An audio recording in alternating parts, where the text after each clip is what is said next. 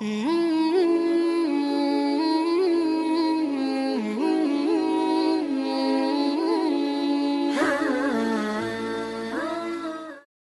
علیکم ورحمۃ اللہ وبرکاتہ۔ میں عبداللہ آج اس پروگرام کا ناظم ہونے کی حیثیت سے آج بروز اتوار 7 مئی 2023 1444 ہجری 16 شعبان کو آج کے ہمارے مقرر فضیلت الشیخ حافظ جاوید عثمان ربانی صاحب کا اور ادارے میں موجود آپ تمام مرد و خواتین کا میں تہہ دل سے آج اس پروگرام میں خیر مقدم کرتا ہوں۔ اب میں آپ کو الف اللسان اسلامک فاؤنڈیشن کا مختصر سا تعارف دینا چاہتا ہوں۔ الف اللسان اسلامک فاؤنڈیشن ایک دینی ادارہ ہے جس میں دینی بیانات، اصلاحی بیانات، Islamic workshop, Islamic training programmes, Islamic kids camp, Islamic literature courier کے ذریعے سارے ہندوستان میں نان مسلمز بھائیوں کو بھیجا جاتا ہے الحمدللہ۔ الف ٹی وی کے لیے علماء کے دینی بیانات کی ریکارڈنگز کیے جاتے ہیں۔ شرعی سوالات یا مسائل آسک این عالم کے مخصوص نمبر پر آپ تمام سوالات کر سکتے ہیں، جس کا واٹس اپ نمبر ہے 9966367600۔ انشاءاللہ آپ تمام کو تسلی بخش جوابات حاصل ہوں گے۔ الف اللسان اسلامک فاؤنڈیشن کے شعبہ خواتین محترمہ بنت احمد ہیں۔ آپ LLB کے طالب علم ہیں۔ آپ کی نگرانی میں ایکٹیویٹیز انجام دیے جاتے ہیں۔ محترمہ بنت احمد ہر روز 2:30 PM سے 3 PM تک 30 منٹس کی آپ کی آن لائن اسلامی کلاس ہوتی ہیں۔ اگر آپ تمام اپنے گھر کے خواتین کو ان آن لائن کلاسز میں جوائن کرانا چاہتے ہیں، مزید تفصیلات کے لیے 8125303208 پر رابطہ کر سکتے ہیں۔ الف ٹرسٹ کے تحت ہر منگل ریشن ڈسٹریبیوشن، ہر جمعہ food distribution, old age home میں lunch arrangement, government children hospitals میں فروٹس ڈسٹریبیوشن اور عمر دراز علماء کے لیے اور عالمیت کے طلباء کے لیے ہر ماہانہ اسٹائپنڈس مہیا کیا جاتا ہے الحمدللہ۔ خانس ایڈوکیٹس اینڈ ایسوسیٹس کی جانب سے legal awareness program, free matrimonial counselling اور legal guidance to law students کیا جاتا ہے۔ اگر لاء سے متعلق آپ تمام یوٹیوب پر ویڈیوز دیکھنا چاہتے ہیں تو جناب ایڈوکیٹ نظام صاحب کی ویڈیوز موجود ہے، آپ تمام دیکھ سکتے ہیں۔ اب میں بنا کسی تاخیر کے آج کے ہمارے مقرر فضیلت الشیخ حافظ جاوید عثمان ربانی حفظ اللہ کو دعوت دیتا ہوں کہ وہ اپنا بیان آغاز کرے بعنوان موجودہ فتنوں کے دور میں مسلم خواتین کا تحفظ۔ فضیلت الشیخ حافظ جاوید عثمان ربانی صاحب۔ السلام علیکم ورحمۃ اللہ وبرکاتہ۔ ان الحمد للہ نحمده ونستعینه ونستغفره ونؤمن به ونتوکل علیہ ونعوذ باللہ من شرور انفسنا ومن سیئات اعمالنا من يهده الله فلا مضل له ومن يضلل فلا هادي له وأشهد أن لا إله إلا الله وحده لا شريك له وأشهد أن محمدًا عبده ورسوله أما بعد فإن خير الحديث كتاب الله وخير الهدي هدي محمد صلى الله عليه وسلم وشر الأمور محدثاتها وكل محدثة بدعة وكل بدعة ضلالة وفي رواية وكل ضلالة في النار۔ فأعوذ بالله السميع العليم من الشيطان الرجيم من همزه ونفثه ونفخه وقرن في بيوتكن ولا تبرجن تبرج الجاهلية الأولى وأقمنا الصلاة وآتينا الزكاة وأطعنا الله ورسوله انما يريد الله ليذهب عنكم الرجس اهل البيت ويطهركم تطهيرا۔ اللهم ارنا الحق حقا وارزقنا اتباعه وارنا الباطل باطلا وارزقنا اجتنابه۔ اللهم علمنا ما ينفعنا وانفعنا بما علمتنا وارزقنا علما۔ رب اشرح لي صدري ويسر لي امري واحلل عقدة من لساني يفقهوا قولي۔ اس اللہ کے نام سے ابتدا جس کے ناموں کی کوئی انتہا ہی نہیں۔ ولو ان ما في الارض من شجرة اقلام والبحر يمده من بعده 7 ابحر ما نفدت كلمات اللہ۔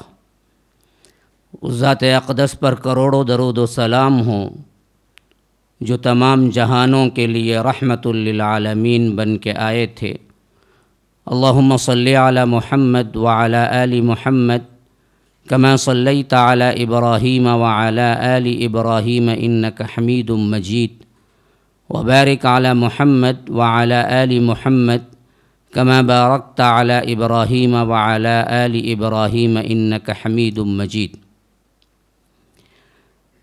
برادران اسلام، واجب الاحترام بزرگوں، دوستوں، عزیز ساتھیوں، خواتین کا ہے نا، لائق احترام ماؤں اور بہنوں،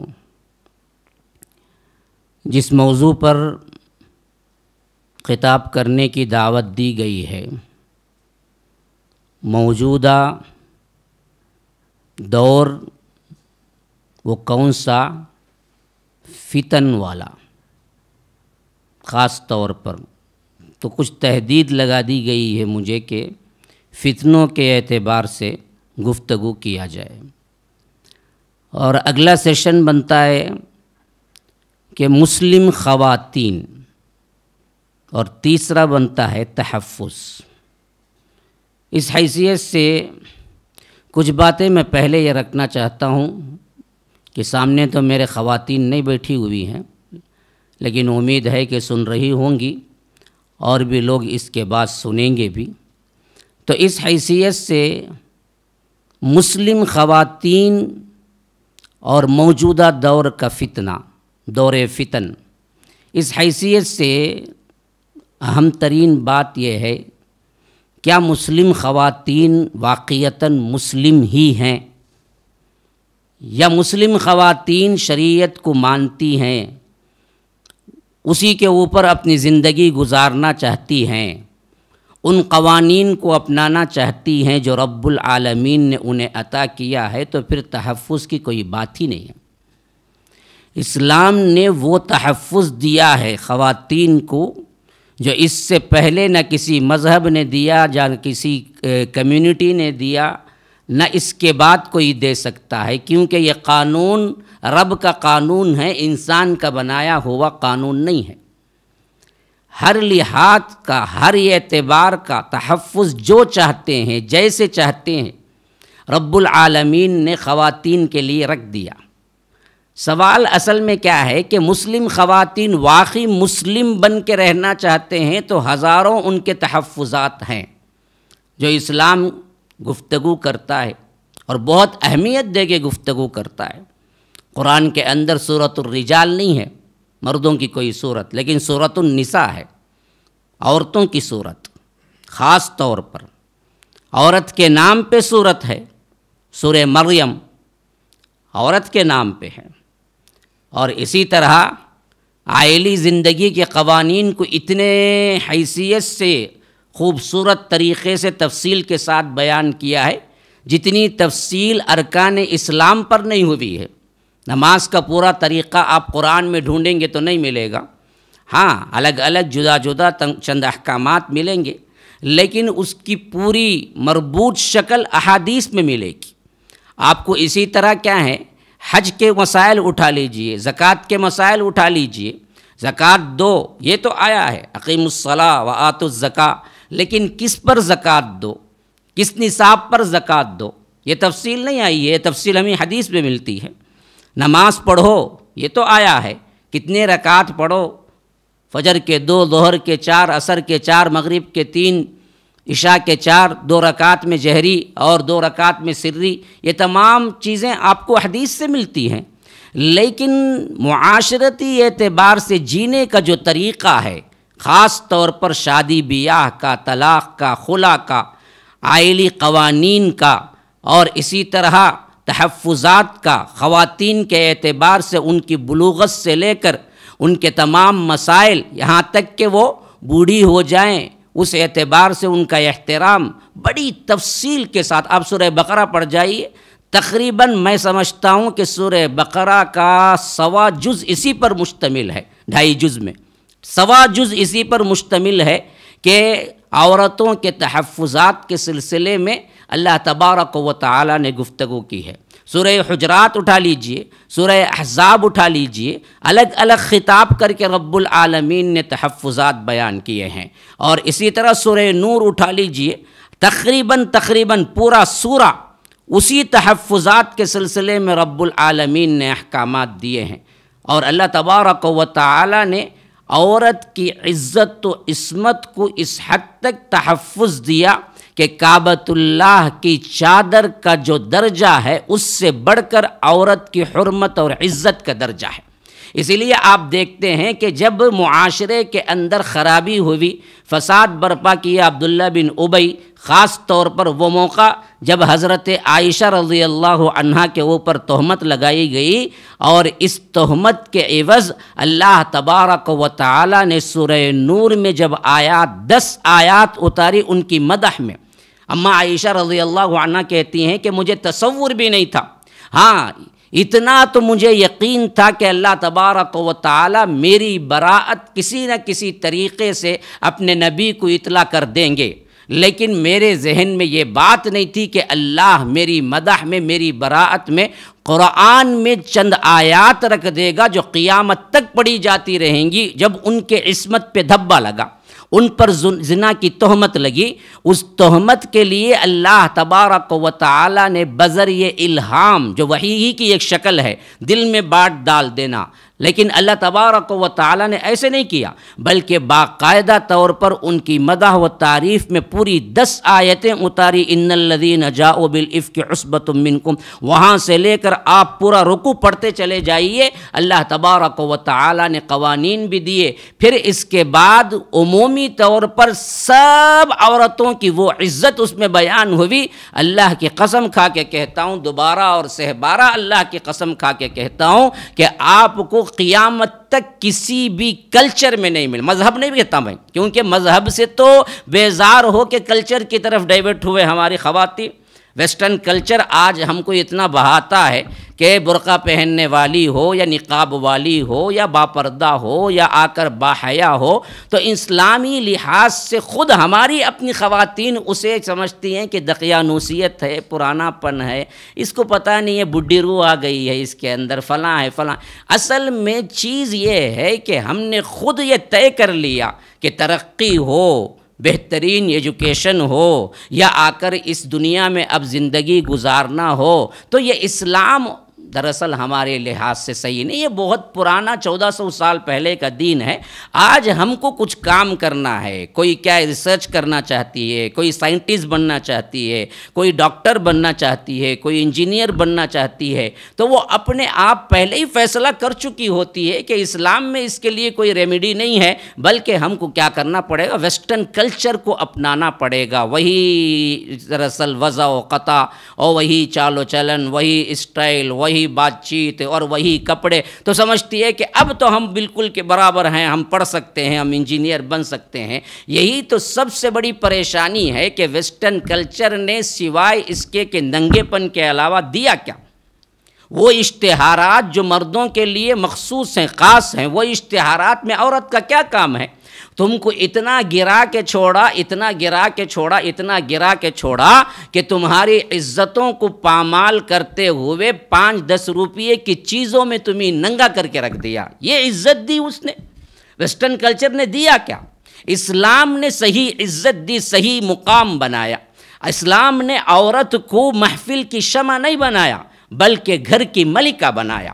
اس کے لحاظ سے اس کو ایسے ہی رکھا جیسے کوئی اپنا جویلری شاپ والا اپنے سونے جواہرات کو کسی مخصوص ڈبیا میں رکھتا ہے تاکہ ہر کوئی اس کو نہ دیکھ سکے، اس کا جو خریدار ہے اصل میں وہی اس کو دیکھ سکے۔ گویا کہ امت مسلمہ کی مائیں بیٹیاں اسلام کی نظر میں موتیاں ہیں، اسلام کی نظر میں ہیرے ہیں، زر و جواہرات ہیں، یاقوت مرجان ہیں، اسی طرح دوسرے بڑے بڑے ہیرے ہیں۔ تو اللہ نے کہا کہ یہ تمہاری محفل کی شمع بننے کے لیے نہیں ہے، یہ باپردہ خواتین ہیں، ان کی عزت و اکرام کرو۔ اگر ان باپردہ خواتین میں کوئی عزت سے گری ہوئی حرکت کرتا ہے یا ان پہ تہمت لگاتا ہے تو اللہ تبارک و تعالی نے سزا کے طور پر مقرر کیا کیا، اگر اسلامی حکومت ہوتی تو آج بھی یہ سزا نافذ ہوتی. آپ حیران ہوں گے سن کے.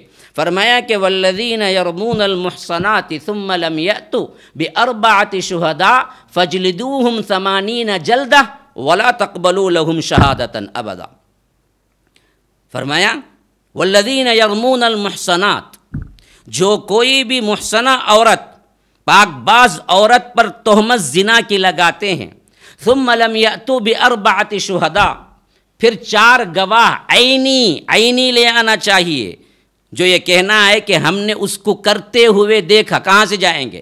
فرمایا کہ اگر نہیں لائے، لم یأتوا بأربعة شہداء فجلدوہم 80 جلدہ، ان کو اس الزام کے پاداش میں 80 کوڑے مارو. ولا تقبلوا لهم شہادۃ ابدا، پھر ان کے لیے کوئی شہادت قبول نہ کرو. وہ گارنٹی چلی گئی. ایک عورت کی عزت پر اتنی اللہ نے تحفظ دی ہے کہ اگر کوئی بیٹھے بٹھائی، کوئی کیا ہے خواتین جا رہی ہیں یا کوئی کیا ہے لڑکی گزری، کوئی بندہ بیٹھے ہوئے کیا ہے آواز لگائی، گرہ لگائی، ارے جا رہی نا جی، آشنا کے پاس جا رہی ہے. شریعت کہتی ہے کہ اس کی زبان کو پکڑو. ہاں، اگر وہ لڑکی آئے مقدمہ دائر کرے جج کے پاس، اسلامی شریعت ہو، تو جج پوچھے گا کہ تیرے پاس ایویڈنس ہے، 4 گواہ ہیں جو تو نے تہمت لگایا. اگر وہ 4 گواہ نہ لائے تو پھر اسلام کہتا ہے کہ اس کو 80 کوڑے مارو. صرف یہ بات کہنے پر. عزت دیکھو، احترام دیکھو کیسے بلند کر دیا اللہ نے.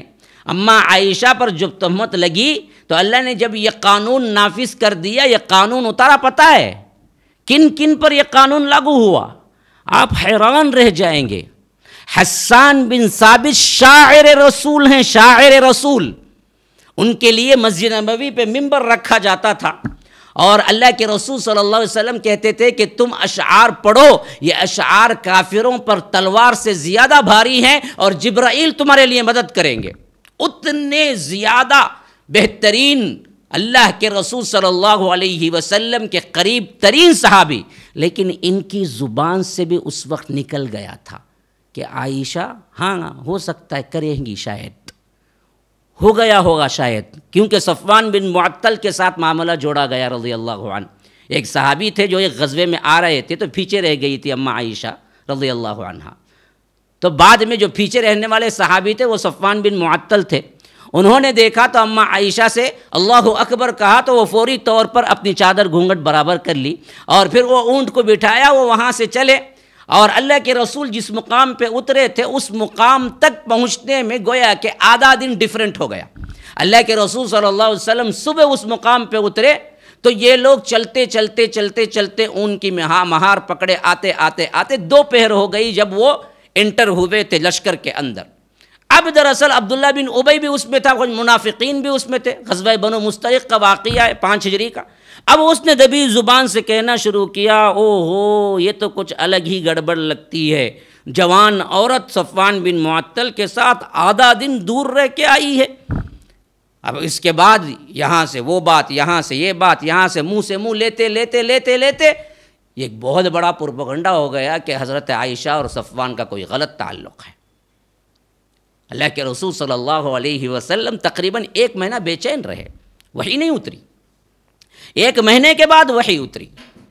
اچھا وحی اتری تو وہ تو براءت کے لحاظ سے 10 آیتیں اتری، لیکن غور کرنے کا مقام یہ ہے، خاص طور پر وہ خواتین جو ہمیشہ اسلام سے شاکی رہتی ہیں، جو ہمیشہ ان کو یہ پٹی پڑھائی جاتی ہے کہ دیکھو اسلام نے صحیح حق نہیں دیا، تمہیں برقع پہنا کر کیا کہ جگڑ دیا ہے، تمہیں دقیانوسیت پرانے زمانے کی عورتیں بنا دیا ہے، تم کچھ نہیں کر سکتے، تمہارے لیے کوئی راہ کھلی ہوئی نہیں ہے، پڑھائی کی راہ تمہارے لیے بند ہے، شوہروں کی اطاعت میں تم کو کام کرنا ہے، تم خوش کیا ہے خالی بچے جننے والی مشن ہو. یہ جتنے اعتراضات مغرب نے ٹھونسے ہیں، تقریباً 75 سال سے اس کام پر ان لوگوں نے زور دیا ہے، جو وہ 100% کامیاب ہے، 200% کامیاب ہے. آج دشمن کہاں ہے؟ بغل میں ہے. آج میڈیا کا کچھ کردار نہیں ہے. خود عورتیں، اگر میں سمجھتا ہوں ہندوستان میں نہیں بلکہ ایک چھوٹے سے شہر میں، یہی حیدرآباد کے شہر میں کوئی خواہ مسلم ہو یا نان مسلم، اگر یہ لگا دے کہ پردہ لازمی ہے، باہر نکلنا ہے تو خواتین با پردہ ہو کے ہی نکلیں گے، تو پہلے اپوز کرنے والے خود مسلم خواتین ہوں گے۔ ہاں جی، غلط نہیں کہہ رہا ہوں میں، صحیح کہہ رہا ہوں، کیونکہ انہوں نے اسلام سمجھا ہی نہیں، اسے خود وہ لوگ بوجھ کہتے ہیں جو اس کو مانتے ہیں۔ مسئلہ ہی یہی ہے، یہی تو ہوا تھا۔ پاکستان میں کیا ہوا؟ کئی مرتبہ کوششیں کی گئی پردہ نافذ کرنے کی، کئی مرتبہ اسلامک لا نافذ کرنے کی کوششیں کی گئی۔ اپوزٹ کون ہوا؟ وہاں تو 100% مسلم ہے، اپوزٹ کون ہوا؟ ہاں، کون احتجاجات بلند کیے، کون مقدمے دائر کیے ججمنٹ میں؟ وہی لوگ، وہی جو مسلمان اپنے آپ کو کہتے تھے، کہتے ہیں۔ آج بھی اگر کوئی معاشرہ، کوئی سوسائٹی ہم فراہم کر دیں 100، 1000، 2000 افراد کی، اور اس سوسائٹی میں یہ قانون لاگو کر دیں کہ یہاں خواتین کوئی بے پردہ ہو کے نہیں نکلیں گی، تو اس سوسائٹی کے خود ایک 500 افراد، 500 خواتین باہر نکل کے احتجاج کریں گی، گورنمنٹ میں کیا کریں گی؟ مقدمات دائر کریں گی کہ یہ لوگ ہم پہ ظلم کرتے ہیں، یہ پردے کے لیے ہمارے لیے کیا ہے، زبردستی پردہ کروانا چاہتے ہیں۔ کیوں؟ سمجھے نہیں ہیں۔ آج تک جو لوگ پٹی پڑھائے تھے، جو سمجھائے تھے، وہی سمجھے بیٹھے ہیں کہ واقعتاً ہم سے ظلم ہوا۔ یہ سب سے اہم ترین بات ہے کہ آپ اسلام کو اس ناحیت سے سمجھیں کہ اللہ نے ظلم تو بہت دور کی بات ہے، اللہ تو برابر حساب لے کر زیادہ رحمت کرنے والا ہے۔ ہاں، کتب علی نفسہ الرحمہ، ظلم تو سوال ہی نہیں پیدا ہوتا۔ اسی لیے امت مسلمہ کا عقیدہ کیا ہے؟ اہل سنہ کا عقیدہ، آپ حیران ہوں گے سن کے۔ ہمارا عقیدہ کیا ہے پتہ ہے؟ اگر رب العالمین نے سارے انسانوں کو جہنم میں ڈال دیا تو یہ اس کا عدل ہے۔ تم کچھ بھی کر لو، پوری زندگی سجدے میں سر رکھ کے گزار لو، نمازیں، روزے، حج، زکوٰۃ سب کر لو، لیکن اللہ نے آرڈر دیا کہ سب کو لے کے جہنم میں ڈال دو، تو تب بھی وہ ظالم نہیں ہے، وہ عادل ہے، اس کا عدل ہے۔ اللہ کسی کو جنت میں بھیج دیا تو یہ اس کا احسان ہے، ورنہ تو ہم سب جہنم ہی کے مستحق ہیں۔ ظلم تو کہیں نہیں آتا رب کے پاس۔ ان اللہ لا یظلم مثقال ذرہ، بے شک رب العالمین تمہارے اوپر ذرہ برابر بھی ظلم نہیں کرتا۔ ولا یظلمون نقیرا، اللہ تبارک و تعالی دھاگے کے برابر بھی تم پر ظلم کرنے والا نہیں ہے۔ وہ تو رحمان ہے، وہ تو اپنے اوپر رحم کو لکھ لیا ہے کہ کتب علی نفسہ الرحمہ، اپنے اوپر رحم کو لازم کر لیا ہے۔ ورنہ جو گناہ دنیا میں ہوتے ہیں، اگر وہ اپنے رحم کو لازم نہ کرتا تو پھر کیا ہوتا؟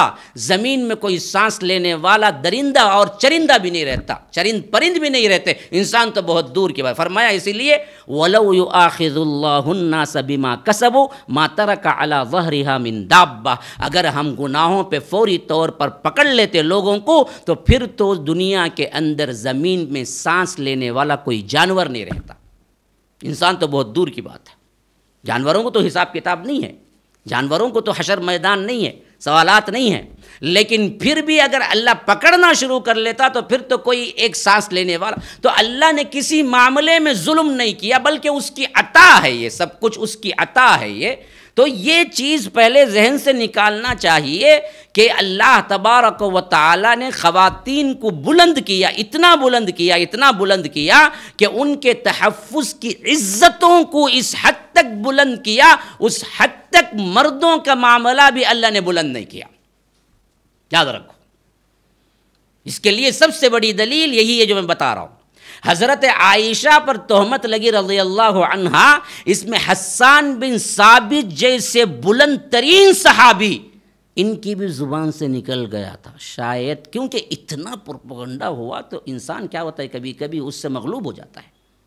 اچھا انسانی ہوتا ہے، لیکن ہر طرف کسی کی برائی ہو رہی ہے، وہ سچی ہے یا جھوٹی، لیکن متاثر تو ہو جاتا ہے۔ تو ان کی زبان سے بھی نکل گیا شاید کہ کیے ہوں کچھ غلط کام۔ جب یہ آیت اتری، حالانکہ اس وقت جہاں تک میرا اندازہ ہے تقریباً وہ 60-70 کے دائرے میں ہوں گے عمر کے اعتبار سے۔ حضرت حسان بن ثابت کی عمر بہت لمبی ہے، بہت بوڑھے صحابی ہیں، لیکن اس حکم کے تحت اللہ کے رسول نے انہیں 80 کوڑے مارے۔ اس حکم کے تحت 3 صحابہ ہیں جن کو اللہ کے رسول صلی اللہ علیہ وسلم نے اس آیت کے اترنے پہ 80 کوڑے مارے، جس میں ایک حسان بن ثابت ہیں، ایک مستح ہیں جو بدری صحابی ہے، بدری، جن کے لیے اللہ تبارک و تعالی نے فرمایا کہ اطلع علی اہل بدر، کہ اہل بدر کے بارے میں افعلوا ما شئتم، جو چاہے تم کرو، انی قد غفرت لکم، میں تمہیں معاف کر دیا۔ ہاں، یہ مقام رکھنے والے صحابی مستح ہیں، لیکن ان کی زبان سے بھی نکل گیا حضرت عائشہ کے بارے میں، تو اللہ کے رسول نے انہیں بھی 80 کوڑے مارے۔ اور زینب بنت جہش کی بہن، گویا کہ اپنی سالی، زینب بنت جہش اللہ کے رسول صلی اللہ علیہ وسلم کی بیوی ہے، ان کی بہن ہے حمنہ بنت جہش۔ حمنہ بنت جہش کو بھی اللہ، ایک عورت کی زبان سے بھی نکل گئی بات، اور صحابیہ ہیں اور خود کی سالی ہیں، حضرت زینب بنت جہش کی بہن ہیں، باوجود لیکن ان کی زبان سے بھی نکل گیا، شاید اماں عائشہ نے کیا ہو، تو ان کو بھی 80 کوڑے مارے گئے، حمنہ بنت جہش کو بھی۔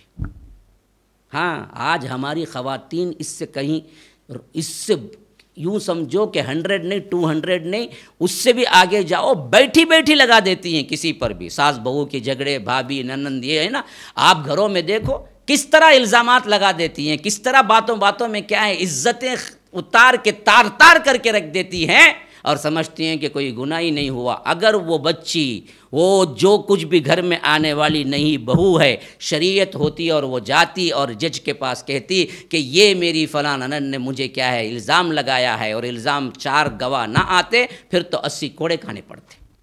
یہ عزت دی اللہ تبارک و تعالی نے، عورتوں کو عزت کے اعتبار سے اتنا تحفظ دیا۔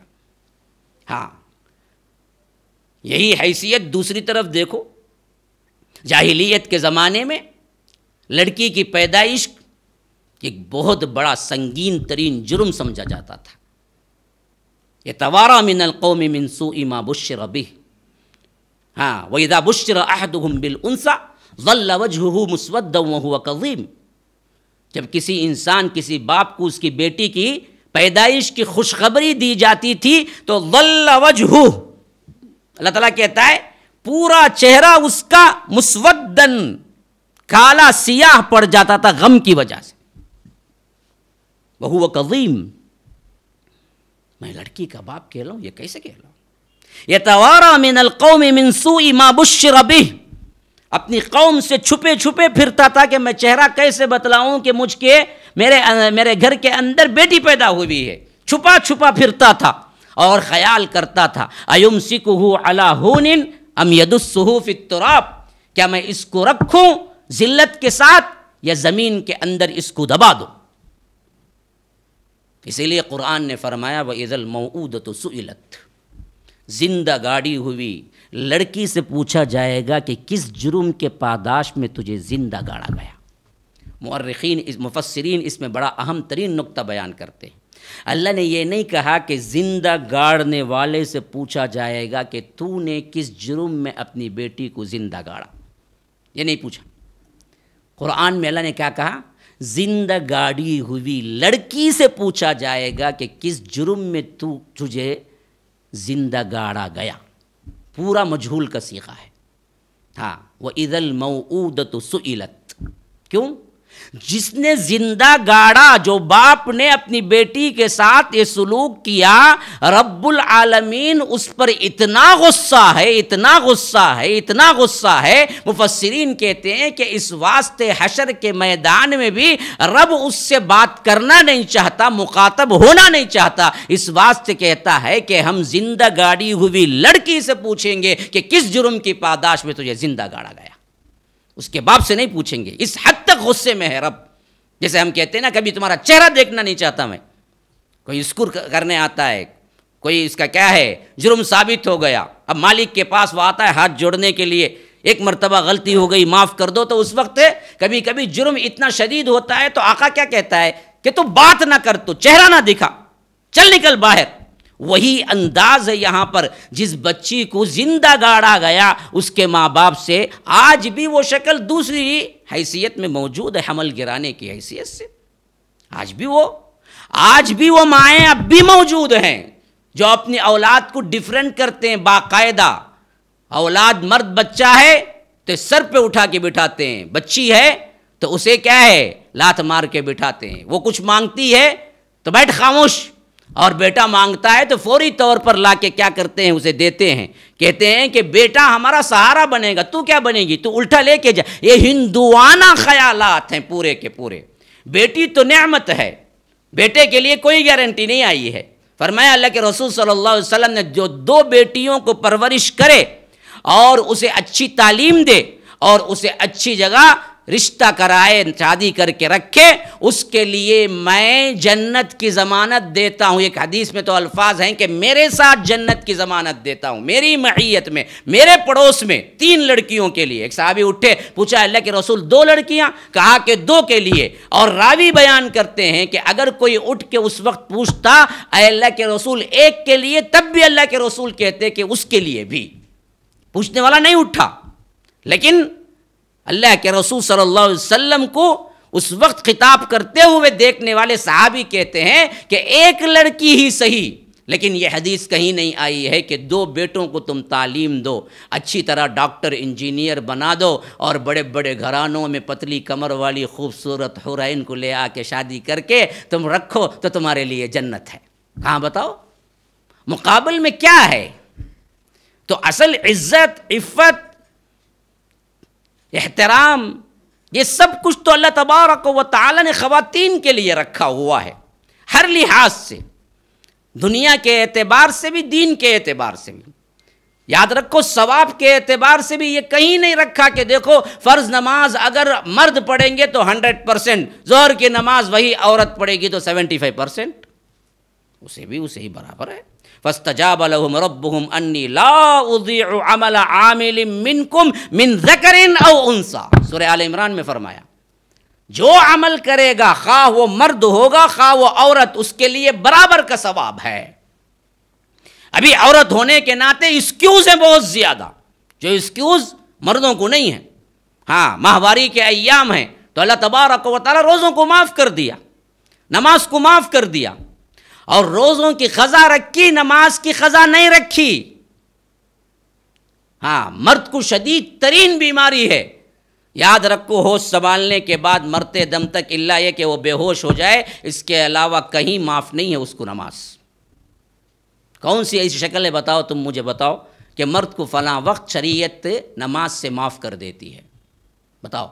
بلوغت کے بعد سے لے کر مرتے دم تک سوائے 2 حالتیں ہیں جس میں ہو سکتی ہے نماز معاف، ایک بے ہوش ہو جائے یا دیوانہ پاگل بن جائے، اس کے علاوہ کبھی معاف نہیں۔ عورتوں کی ان کی ساخت، ان کی اٹھان کے اعتبار سے کتنے اللہ تبارک و تعالی نے انہیں سہل کر کے انداز میں احکامات دیے ہیں۔ گھر سے باہر نکلنے میں دقت ہوگی تو مسجد نبوی کے سامنے امام اللہ کے رسول ہوتے ہوئے بھی نماز پڑھنا ان کے لیے افضل نہیں ہے، گھر کے کونے میں نماز پڑھنا افضل ہے۔ جبکہ مردوں کے اعتبار سے نماز اگر بالجماع نہ آئے تو اللہ کے رسول نے کہا کہ میری خواہش ہے کہ میں کسی کو کہوں کہ وہ اذان دیں، اور جب جماعت کھڑی ہو جائے تو میں اپنے کچھ ساتھیوں کو لے کے نکلوں، اور جو لوگ اذان سن کے بھی مسجد نہیں آئے ان کے گھروں کو میں جلا کے رکھ دوں۔ صرف مجھے اس بات کی وجہ سے یہ بات باز رکھتی ہے کہ اس میں عورتیں اور بچے ہوں گے، اس واسطے میں نے یہ کام نہیں کیا، ورنہ تو میں گھر جلا دیتا ان کے۔ تو ہمارے لیے تو لازماً جماعت ہے، لیکن خواتین کے لیے فرمایا کہ مسجد نبوی ہی کیوں نہ ہو اور اللہ کے رسول کی امامت ہی کیوں نہ ہو، لیکن تمہیں افضل تمہارا گھر ہے، حتیٰ کہ گھر میں صحن ہے، صحن کے اندر کا کمرہ ہے، کمرے کے اندر کی کوئی جگہ ہے کھٹی ہے تو وہ تمہارے لیے افضل والی ہے۔ اگر بالفرض آ بھی جائیں تو فرمایا مردوں کی سب سے بہترین صف اول صف ہے اور مردوں کی سب سے بدترین صف آخر صف ہے، اور عورتوں کی سب سے بہترین صف آخر صف ہے، عورتوں کی سب سے بدترین صف پہلی صف ہے۔ یہ تحفظ دیا ہے اللہ تبارک و تعالی نے، یہ احترام دیا ہے عورت کو، اللہ تبارک و تعالی نے یہ عزت و تکریم دی ہے عورت کو۔ اسی لیے رب العالمین نے جب یہ شریعت اتاری، جس لڑکی کو زندہ گاڑ دیتے تھے، اللہ کے رسول صلی اللہ علیہ وسلم کو خواتین کے اعتبار سے اس حد تک فضیلت عطا کی، اس حد تک کہ اللہ کے رسول صلی اللہ علیہ وسلم نے فرمایا کہ مجھے دنیا میں پسندیدہ چیزوں میں صرف اور صرف 3 ہی چیزیں ہیں، ایک نماز ہے، ایک عورت ہے، ایک خوشبو ہے، بس یہی ہے مجھے۔ بیٹیاں پسند ہیں، اور اللہ کے رسول صلی اللہ علیہ وسلم کی نسل بھی بیٹوں سے نہیں چلی، بیٹیوں سے چلی۔ واہ، وہ رسول جو رب العالمین چاہے تو دنیا کی ہر نعمت عطا کر دے، لیکن اللہ تبارک و تعالی نے کسی بھی اولاد کو جو نرینہ تھی، مرد تھے، اس حد تک عمر کے نہیں رکھا جس عمر میں رجال کہتے ہیں۔ سب چھوٹے بچے پیدا ہوئے، قاسم ایک تھے، عبداللہ ایک تھے، طاہر ایک تھے، اب ابراہیم ایک تھے۔ بعض روایتوں میں عبداللہ طاہر دونوں ایک ہی ہیں تو 3 بچے پیدا ہوئے، بعض روایتوں کے مطابق 4 بچے پیدا ہوئے، لیکن چاروں بچپن میں انتقال کر گئے۔ کوئی بڑا نہیں ہوا جس کی شادی کی عمر ہو، اسی لیے فرمایا ما کان محمد ابا احد من رجالکم ولکن رسول اللہ وخاتم النبیین۔ اللہ کے رسول صلی اللہ علیہ وسلم آپ مردوں میں سے کسی کے باپ نہیں ہیں، ہاں آپ اللہ کے رسول ہیں اور خاتم النبیین ہیں۔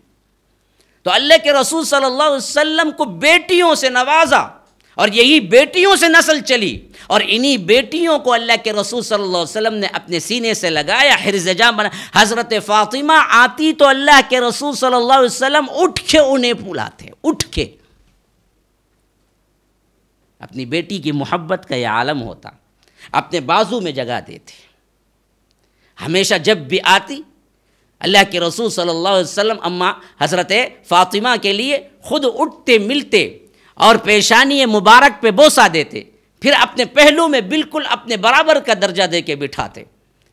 اللہ کے رسول صلی اللہ علیہ وسلم سفر پہ نکلتے تو سب سے آخری میں حضرت فاطمہ سے مل کے نکلتے، اور مدینہ انٹر ہوتے تو سب سے پہلے حضرت فاطمہ سے مل کے آگے جاتے۔ ازواج مطہرات سے بعد میں ملتے، حضرت فاطمہ سے پہلے ملتے۔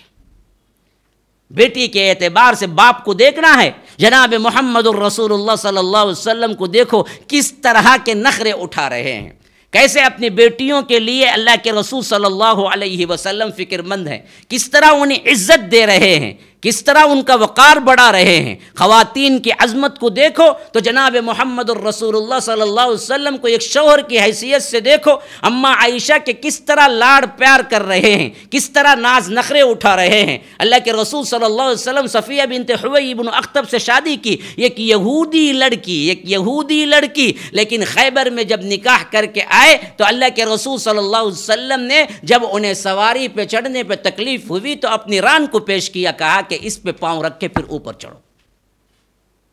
حضرت عبداللہ بن عمرو بن عاص، ان کے باپ عمرو بن عاص نے پوچھا اللہ کے رسول آپ کو سب سے زیادہ محبوب کون ہے؟ کہا کہ عائشہ۔ کہا کہ نہیں، میں مردوں میں پوچھتا ہوں۔ کہا کہ عائشہ کے باپ۔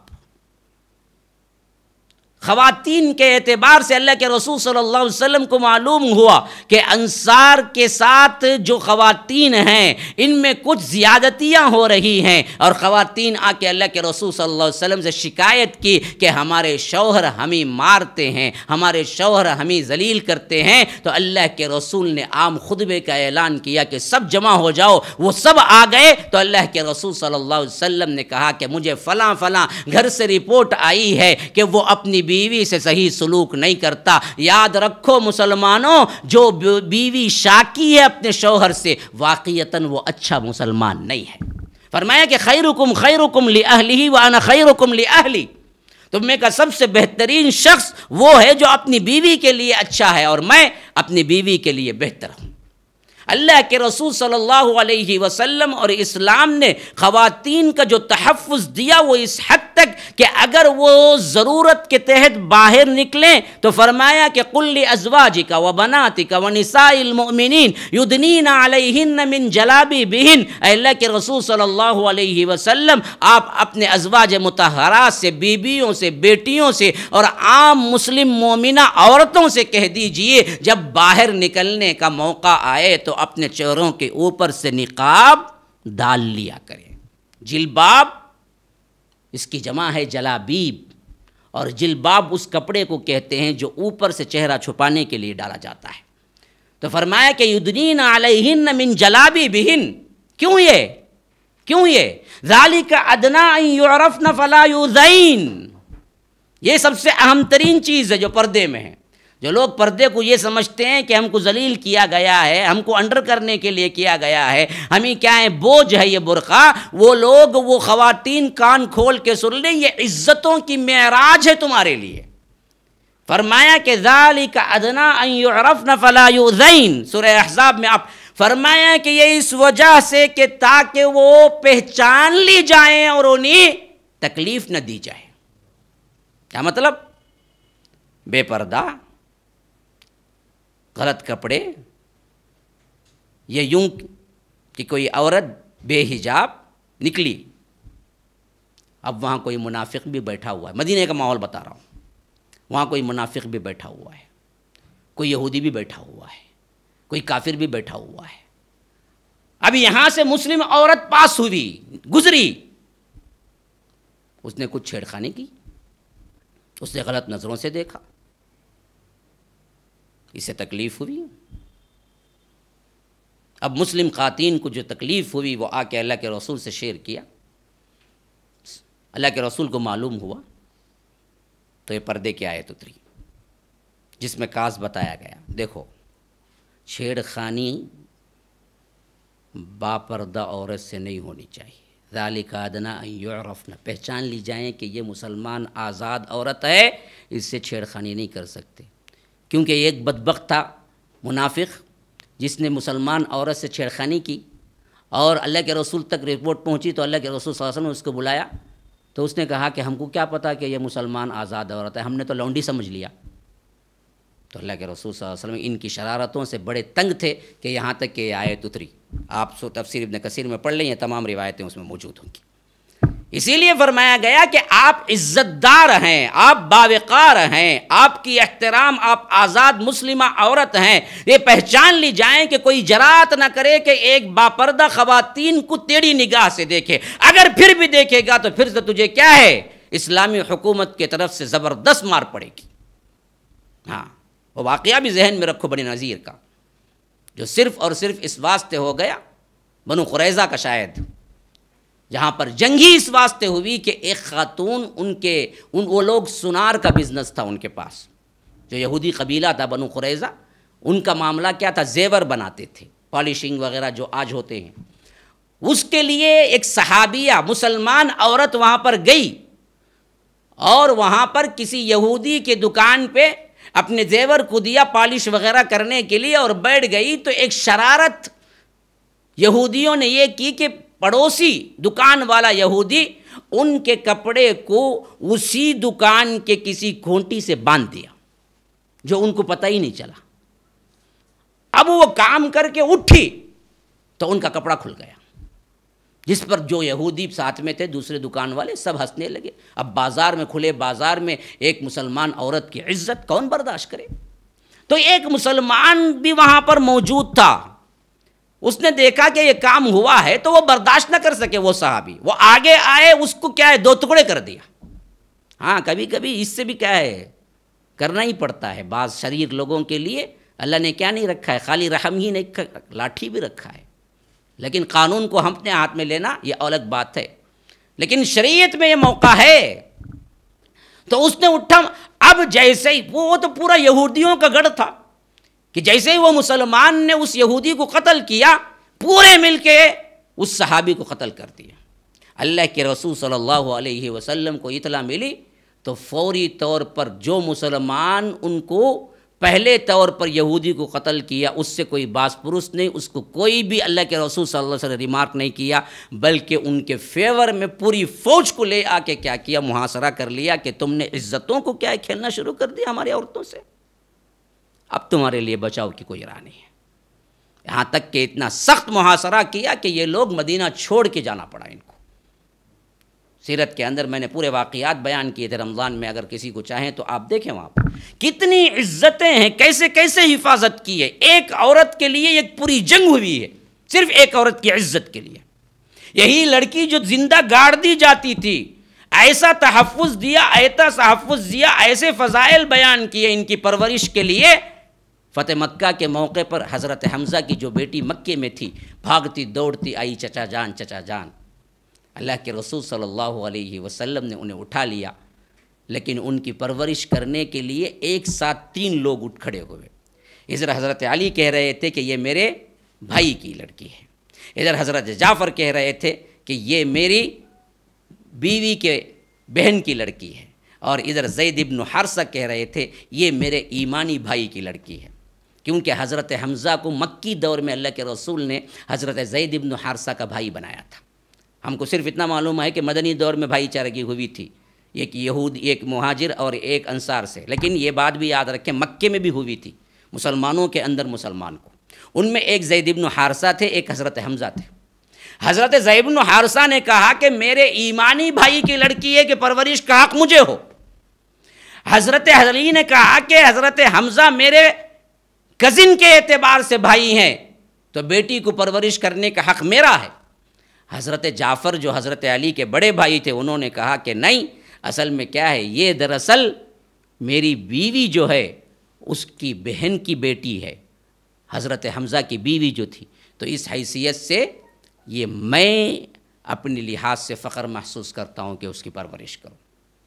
کہاں ایک لڑکی پیدا ہوتی تھی تو زندہ درگور کرنے کا معاملہ تھا، کہاں یہ عزتیں، یہ رفعتیں بچی کو کہ 3 بڑے بڑے صحابہ کھڑے ہوئے ہیں کہ ہم پرورش کریں گے، یہاں تک کہ کورٹ میں مقدمہ اللہ کے رسول کے دربار میں پہنچ جاتا ہے، ہر کوئی اپنا اپنا مدعا بیان کرتا ہے، اللہ کے رسول بچی کو ہم ہی دے دیں، بچی کو ہم ہی دے دیں، بچی کو ہم ہی دے دیں، یہاں تک کہ اللہ کے رسول صلی اللہ علیہ وسلم کہتے ہیں کہ خالہ بمنزل ماں کے برابر ہوتی ہے، خالہ بمنزل ماں کے برابر ہوتی ہے۔ اس واسطے جعفر کا دعویٰ بالکل صحیح ہے، اللہ کے رسول صلی اللہ علیہ وسلم حضرت جعفر کے حوالے کرتے ہیں کہ بچی کی پرورش تمہاری ہے۔